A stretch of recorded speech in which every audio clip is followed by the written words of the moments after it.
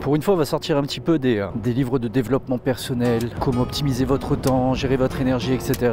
Parce qu'en ce moment, on vit dans une période qui est franchement bizarre, voire même un peu flippante. Et ça m'a donné envie de me replonger dans un bouquin qui est pas tout jeune, mais qui est on ne peut plus d'actualité. C'est 1984 de George Orwell. «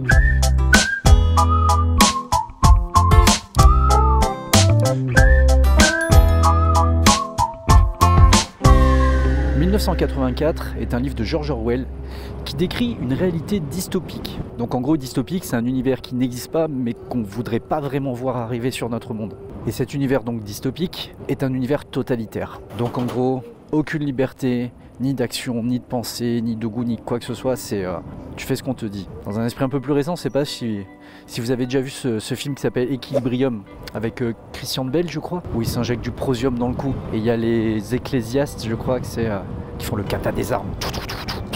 Donc franchement, pour le coup, George Orwell, il a été plutôt visionnaire en fait, malgré lui, parce que aussi sombre que soit le monde qu'il a dépeint dans son bouquin, malheureusement, il y a pas mal de choses relativement réelles qui se sont produites. Généralement, les personnes qui ont lu ce bouquin se sont bien fait ouvrir les yeux, parce qu'il n'est pas rare de voir des similitudes entre le monde qu'il décrit et le monde que l'on vit actuellement.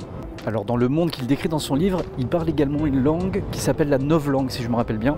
Et il nous permet vraiment de prendre conscience que les mots, l'importance, la puissance des mots, la finesse des mots est vraiment importante pour comprendre le monde dans lequel on vit. Et que généralement les personnes qui nous gouvernent sont plutôt habiles pour détourner les mots et leur sens. Je ne prendrai pas ce chiffre pour dire que c'est un échec. Ça n'a pas marché. Il met également le doigt sur le fait que il faut se méfier de la presse parce qu'elle peut être très facilement contrôlée. Et ces médias donc peuvent être déformés, manipulés, et bien sûr par les politiques, pour au final arriver à nous mener vers ceux qu'ils veulent qu'on pense, tout en nous laissant croire qu'on le pense de notre libre arbitre. Ouais, c'est pas faux.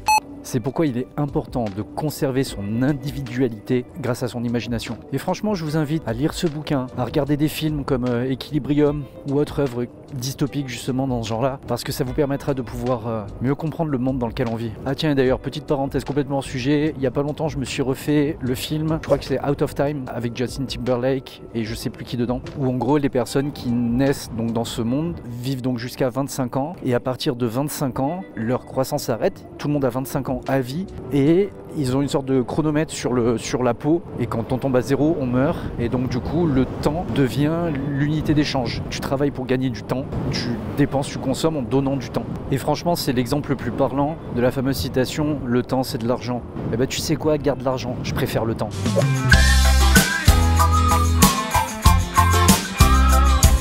Je sais pas du tout où je vais. Putain, je sais pas du tout où je suis en train d'aller.